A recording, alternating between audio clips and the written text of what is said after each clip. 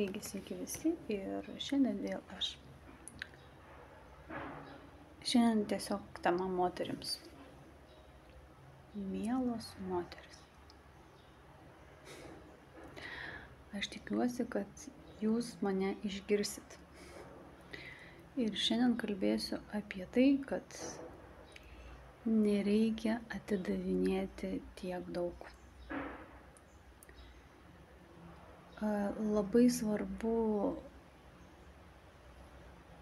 tiesiog orientuotis į save. Kartais kai kurios moteris galvodamos, kad per mažai atidavė, duoda tos energijos, duoda to rūpesčio, duoda. Ir kartais nuo to jau norisi tokį veiksmą daryti.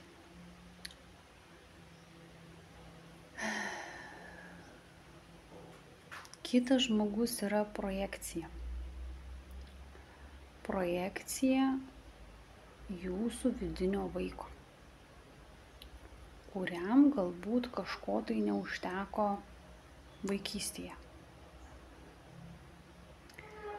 Ir tokiu būdu moteris suaugusi jį atidavinėja toliau kitiems. Nes tiesiog galvoja, kad per mažai jai davė, tai ji tokiu būdu tada savo tą внутренний ребенок, galima sakyti, vidinį vaiką, duoda, šeria. Aš jau taip šnekėsiu. Ir nuo to iš tikrųjų norisi truputį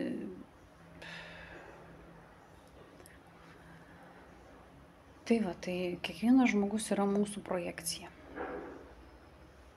Projekcija mūsų pačių. Ir jeigu kažkur tai atrodo, kad kažkas per mažai davė, tokiu būdu arba mes pradedame duoti, arba mes pradedame pykti ir norim paimti. imti, arba duodam, nes mums patiems atrodo, kad per mažai. Kitam žmogui gali visiškai to nereikėti. Ir tas toksai maitinimas rūpesčio, energijos ar dar kažkokių tai dalykų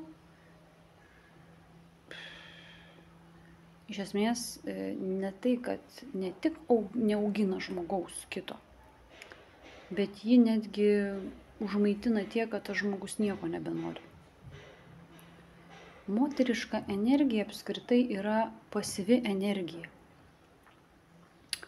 Ir kuomet įvyksta disbalansas, vadinasi, moteriškos energijos labai daug, o vyriškos energijos nėra tiek daug. Vyriškos aspektas yra strategija, veiksmas, kryptis. Vadinasi, tą energiją jisai realizuoja. Vyriškas aspektas. Mumyse yra ir vyriška, ir moteriška energija. Bet kada tos moteriškos energijos yra labai daug, nes yra moteris, kurios jos turi labai daug. Tuomet reikia ją realizuoti.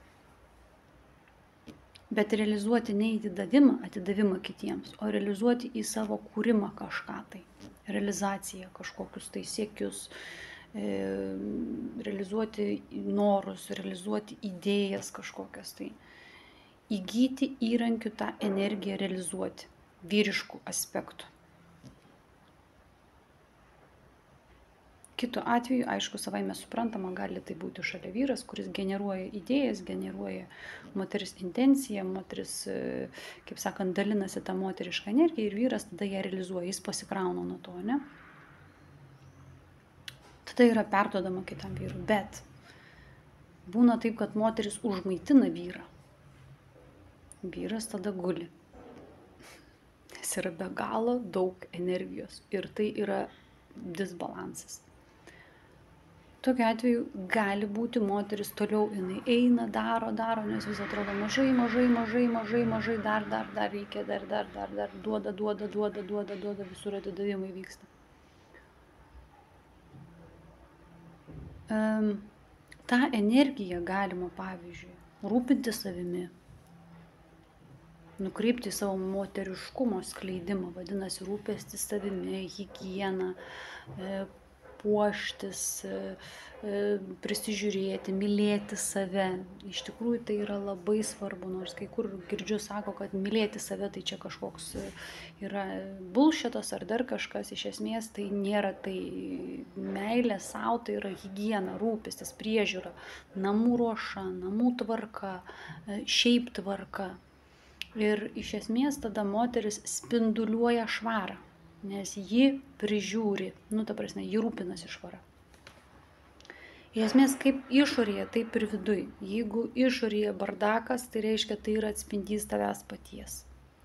Ir tas atidavimas kitam žmogui, iš esmės ne tai, kad pagerina situaciją, bet tai pablogina situaciją ir tada žmogus klausia, kodėl mano antra pusė nieko neveikia, kodėl mano vaikai neužaugo, kodėl mano vaikai nesubrendo, kodėl mano vaikai nieko nepasiekė, nes davimo per daug, pastoviai duodama yra, duodama,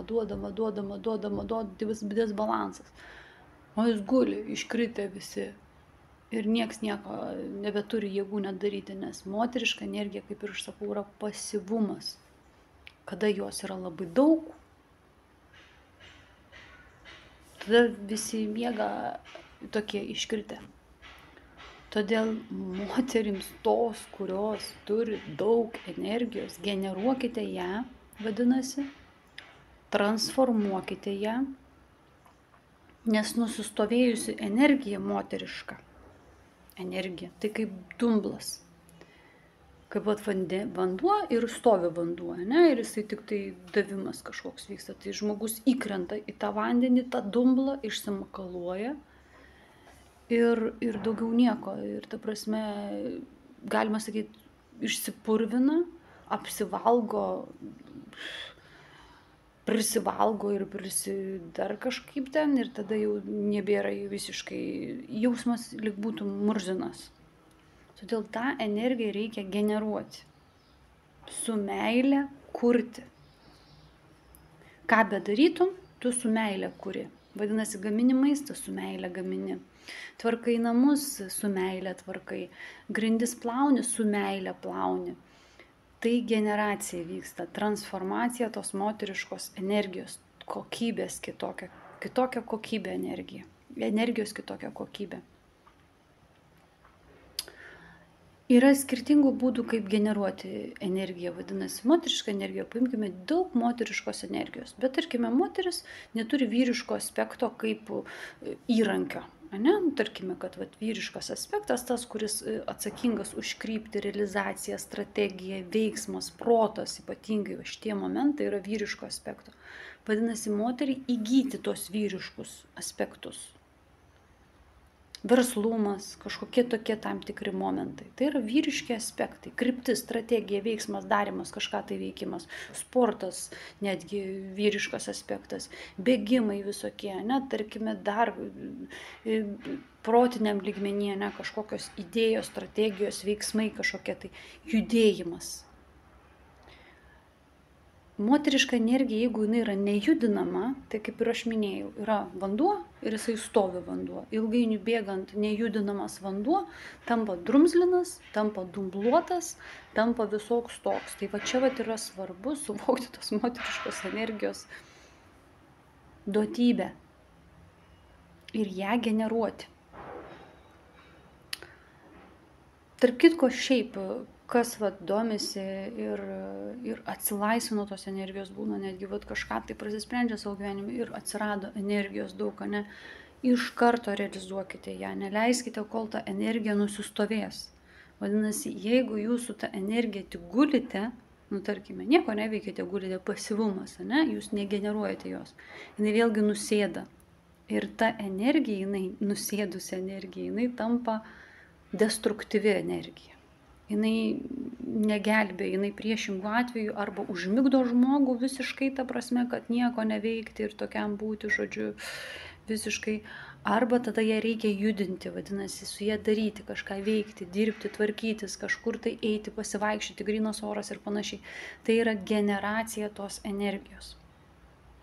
Tas pats su ta pačia energija, jeigu jau nėra tų įrankių, kažkokių tai vyriško aspekto įrankių, įgyti tos įrankius, vadinasi, eiti į kursus, seminarus, paskaitas kažkokias, tai yra internete įvairių pamokų kažkokių tai, kuriomis galima išmokti kažkokių tai naujų užsiėmimų, tiesiog įeiti į kūrybinį procesą, vadinasi, generuoti tą energiją. Nusistovėjusi energija tampa destruktyvi. Todėl visada ir kalbu apie tai, kad jeigu jau jaučiate tos energijos atidavimą, na tarkime, pabuvote su žmogumi ir jaučiate, kad užmaitino jūs tą energiją, generuokit ją. Vadinasi, neikite į pyktį, nes būna taip, kad kitas žmogus sako, buvo pas mane normali energija, vat staiga aš prisivalgiau kažkokios atrodo energijos ir man nei skanu, nei visiškai nieko nebesinori įveikti ir aš sako, supykau. Tai va čia nereikia supykti, o tiesiog tada jau išgeneruokite tą energiją, vadinasi, išveikite kažką, tai galbūt nebus noro, pasyvumas bus, vis tiek eikite, darykite, pradirbkite tą energiją. Vadinasi, transformuokite tą energiją. Tai va, vieni su tą energiją, kaip aš sakau, guli, nieko neveikia ir toliau tada drumzlinasi tą energiją, jinai tampa destruktyvi energija, kiti eina prabėgioja, treti eina ten kažkokiais kitais dalykais užsiema, ketvirti dar kažkokiais tai momentais, treti mentaliniam lygmenį eina į kažkokias tai pamokas arba prakalba tą energiją, prašneka, nes prašnekėjimas irgi yra energijos generacija, kalbėjimas, prakalbėjimas kažkoks tai. Ir čia yra tos energijos realizacija. Yra kai kurie žmonės neturi įrankių, tai jie užmaitina tą kitą žmogų. Ir tada, aišku, tas kitas žmogus tą energiją galima realizuoti saviems kažkokiems tikslams, nes, kito varianto nėra, arba užmigti ir su ta energija, kaip sakant, gulėti, arba ją realizuoti. Yra įvairių būdų, kaip realizuoti tą energiją, tai kaip ir minėjau, įvairūs užsiėmimai, sportai, tos pačios meditacijos, netgi jeigu jos yra nesėdėjimo meditacija, bet ir sėdėjimo intencija, pavyzdžiui, vaizdinių meditacija kažkokia, irgi tai yra transformacija tos energijos, vadinasi, transformavimas. Energijos transformavimas yra labai svarbus, nes didelis kiekis energijos jis eina paskui destruktyvią poziciją. Į miegojimą, noro nieko neveikti, į irzlumą netgi eina, nes tiesiog yra daug tos energijos, kuri yra negeneruota ir jinai, kaip aš sakau, jinai yra tokia nusistovėjusi energija, tokia. Kas ypatingai medituoja, kas jau jaučia tuos skirtumus, tų energijų, tai aiškiai tada jaučiasi tos energijos, net galva tokia pilna atrodo ir panašiai. Tai va čia yra svarbu tą energiją generuoti. Ne sėdėti užpykus ar ten dar kažkaip tai, bet tiesiog generuoti, tiesiog priimti sprendimą, kad geriau ją generuoti arba realizuoti kažkur tai fiziniam pasaulyje, kaip generacija, kaip realizacija nukreipti.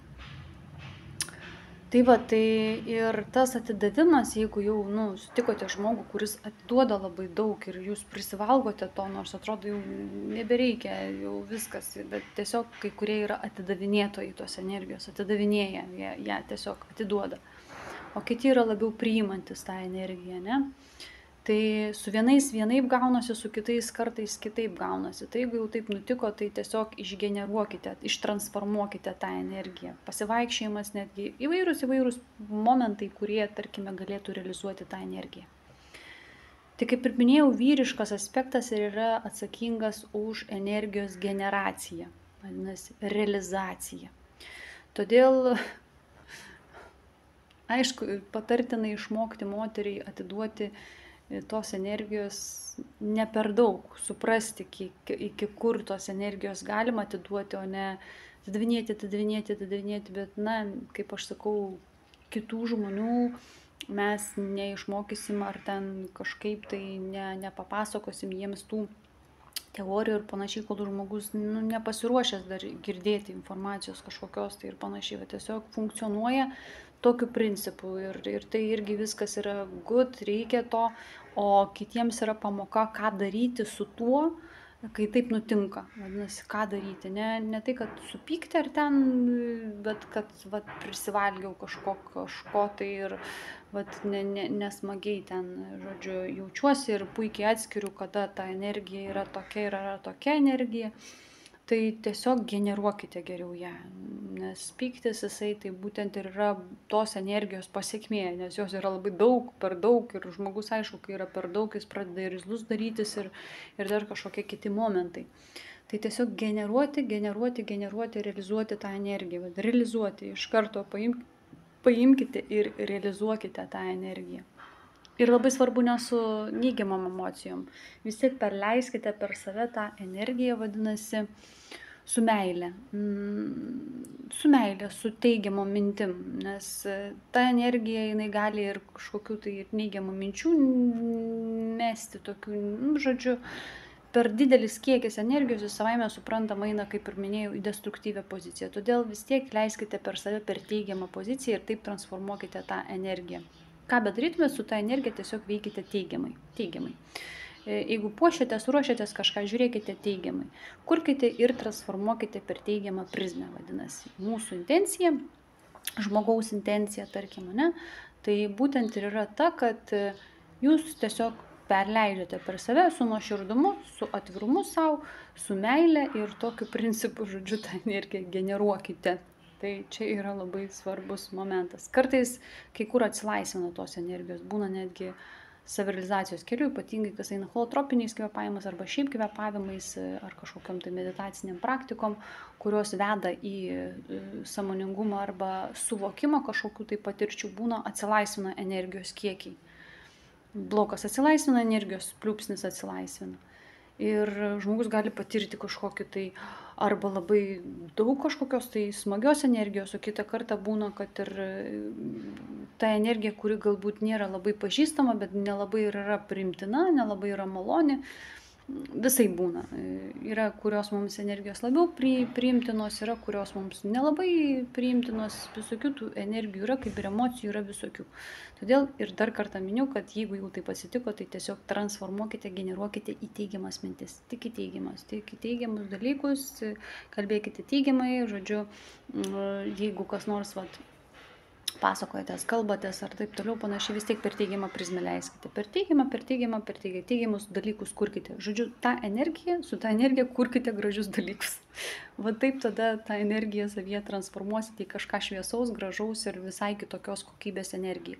Tai šiandien tiek norėjau pasakyti tiems, kas susiduria su tokiam situacijom, kada pabendravus su žmogumi ar tiesiog kažkaip tai labai daug visko ir tada toks miegas likimą ir norisi snausti ir panašiai, tai tokiu momentu nesielkite taip, geriau eikite, susitvarkykite, nežinau, gėlės palaistykit, pasirūpinkite kažkuo.